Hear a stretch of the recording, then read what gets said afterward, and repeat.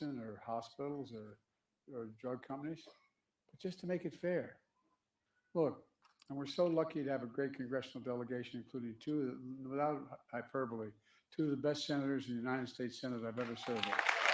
Maggie Hassan, stand up, Maggie.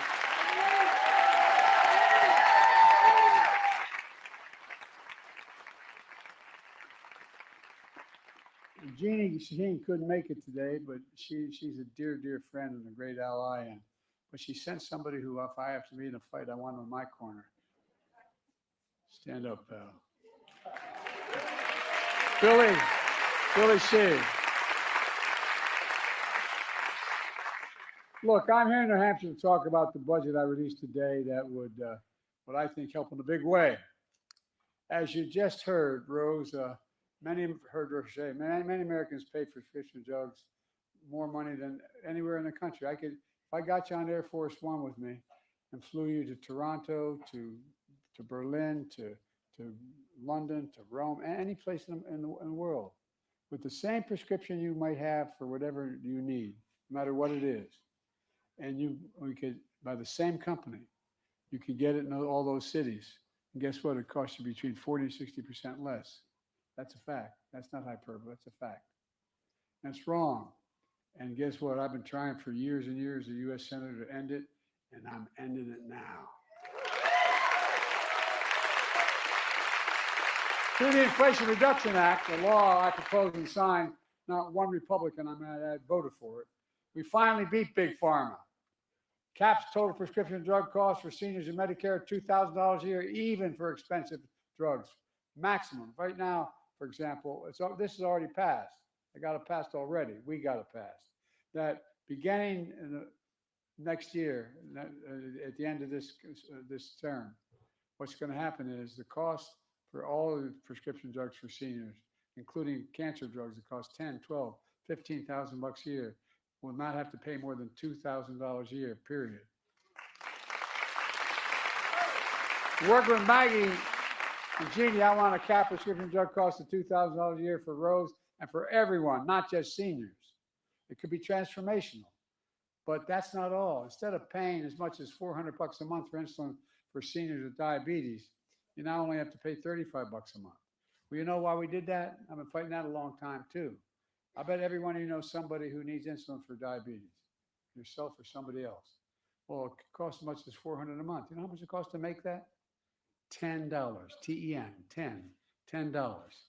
And the guy who came up he didn't want to patent it because he wanted to make sure everybody had access to it. So if you add everything, including the cost of packaging it, it's 13 bucks. They're still making 3 times more than they would ordinarily. They're not getting cheated. They're just going to pay what other people pay around the world. And now with Jeannie's leadership and Maggie's partnership, that's not the entire, and the entire delegation that's here, I want to cap the cost of insulin at 35 bucks for every American. Every American.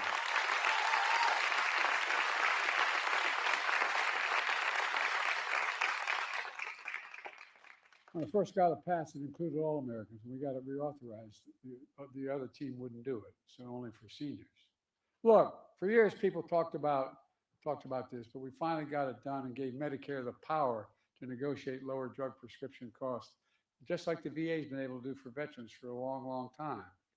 It's not just saving seniors money, it's saving every taxpayer money. It's cutting the federal deficit. Just what we've just done so far.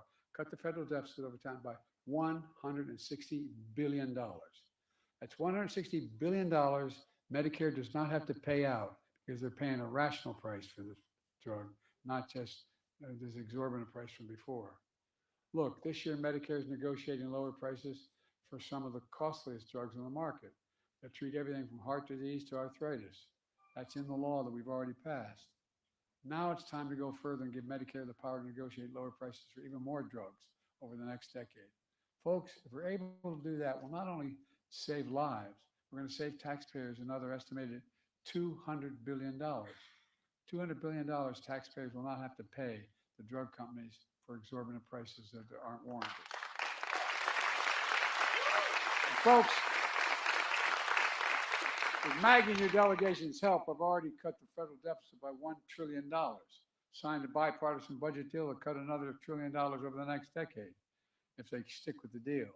And now it's my goal to cut the federal debt even more by making big corporations and the very wealthy begin to pay their fair share. I'm not any corporation. I represent the state of Delaware. More corporations incorporated in Delaware than every other state in America combined. But guess what? But I'm a capitalist, man. Make all the money you want. Just begin to pay your fair share of taxes.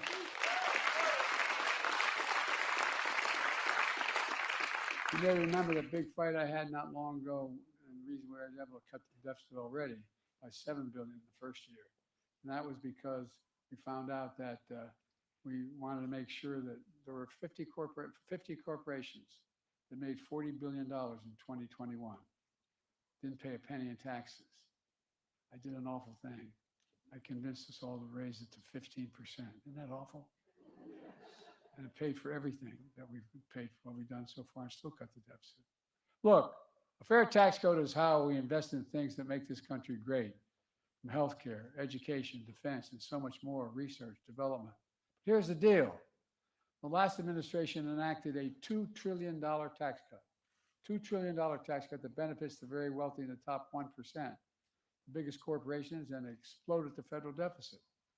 Last administration added more to the national debt than any presidential term in American history. Debt. Not, you turn on TV and you think he's telling the truth. Debt. Does anybody here think the tax code is fair? Raise your hand. Well, I don't think so either. I think if I don't want to get in trouble with the press, but I bet they wouldn't even raise their hands. Do you really think the wealthy and big corporations need another $2 trillion tax breaks? Because that's what he wants to do. His tax cut's about to expire, and he wants to add another $2 trillion tax cut. Well, I'm going to keep fighting like hell to make it fair. Under my plan, as I said, I ran for president. I promised nobody, well, as long as I'm president, who earns less than $400,000, it's a lot more than I ever made, will pay an additional penny in federal taxes. Nobody, not a single cent. Nobody will pay a single penny more, and they haven't thus far. Folks, it's about fundamental fairness. Here's another example. Folks, Obamacare became known as the Affordable Care Act. By the way, it's still a very big deal.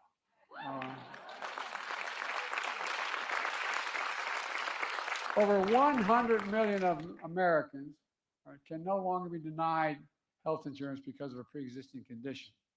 But my predecessor and many Republicans want to take that away, take that protection away by repealing the Affordable Care Act.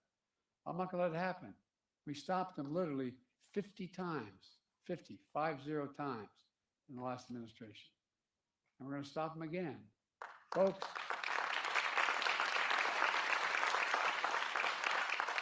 we all miss someone who cast a deciding vote to protect the Affordable Care Act. Not long ago, my buddy John McCain passed away. My predecessor friend that's how he ended his career, voting no, so they couldn't cut it. John loved New Hampshire, and he still drives my predecessor crazy, even though John's long gone. But that's John. My mother would say, God love him. Folks, working with your delegation, I'm protecting and expanding the Affordable Care Act. A record-breaking 21 million Americans have signed up for health care under the ACA, including 65,000 folks right here in New Hampshire. I enacted tax credits that save on average $800 per person per year, reducing health care premiums for millions of working families under the Affordable Care Act. But those tax credits expire next year. And I'm calling on Congress to make and expand the Affordable Care Act tax credits and make them permanent.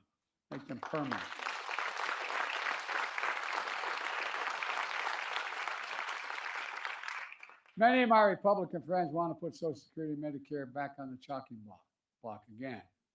If anyone tries to cut Social Security and Medicare or raise retirement age again, I will stop them. Working people built this country. They pay more into Social Security than millionaires and billionaires do. It's not fair. Folks, we have two ways to go at Social Security and Medicare. Republicans will cut Social Security and Medicare to give us more tax cuts for the wealthy. Even this morning, Donald Trump said cuts to Social Security and Medicare are on the table again. When asked if he changed his position, he said, quote, There's a lot you can do in terms of cutting. Tremendous amount of things you can cut. Let me be precise. Tremendous amount of things you can do, not cut. He said, but the bottom line is, he's still at it. I'm never going to allow that to happen. I won't cut Social Security. I won't cut Medicare. Instead of cutting Medicare and Medicaid and give tax breaks to the wealthy, I will protect and strengthen Social Security and Medicare and make the wealthy begin to pay their fair share. In fact, my budget plan would preserve Medicare benefits in this Medicare trust fund. Because Maggie's leadership, because of it, I'm also cracking down on surprise medical bills. Here's the deal. You go out there and you do your homework. You choose the hospital if you need a hospital based on what your insurance company will cover. And then when you get the bill, there's a surprise charge because the hospital assigned an anesthesiologist or a doc that isn't under your control, isn't in your insurance. That surprise bill can add up to thousands of dollars. Thousands. Thanks to Maggie, we ended that surprise billing and we're protecting 1 million Americans.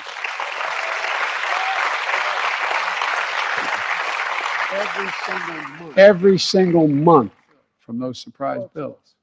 Folks, look, my budget also cracks down on what's called facility fees for telemedicine.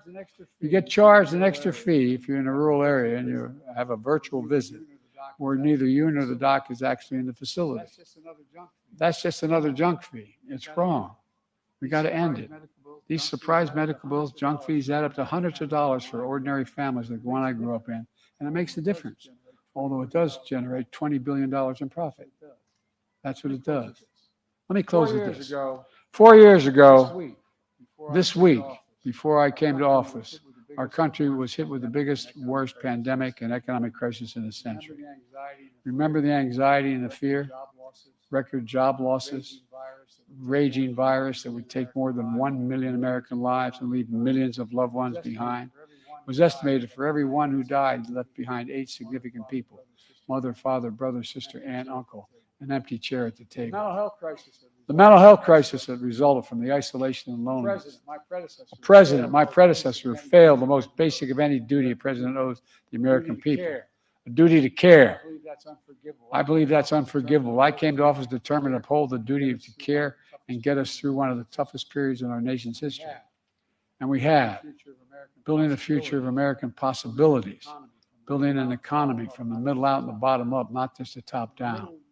When the middle grows, the bottom has a chance, the poor have an opportunity, and the wealthy still do very well. They still do very well. Investing in all America and all Americans to make sure everyone has a fair shot. We leave nobody behind. Nobody. Our plan is working and America is coming back. 4 years later, the pandemic no longer controls our lives. The vaccines that saved us from COVID are now being used to help beat cancer, turning a setback into a comeback. That's the American story. And I believe we're moving into a future where healthcare is a right, not a privilege in America. That's why.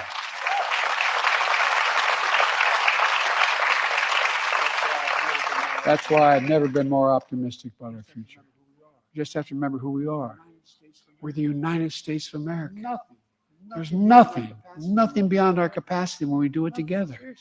Nothing, seriously, not a joke. We're the only country that's ever come out of every crisis stronger than we went in. Stronger than we went in.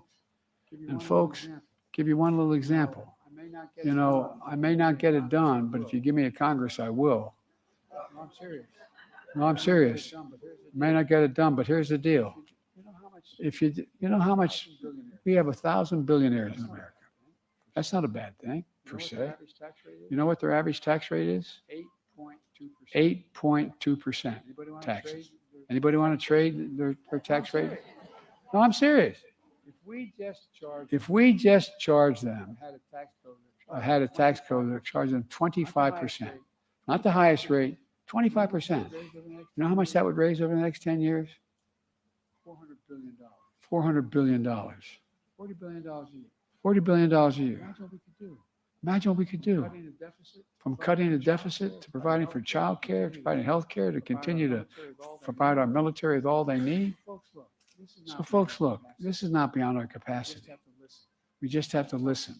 We got to tell people what we want to do and hope that they've figured out that what is going on with the last guy, which gets repeated, because if he gets elected, he's publicly stated, he'd try to repeal every single thing we've done so far. 15 million new jobs, 800,000 manufacturing jobs. I go on and on. But people still need help.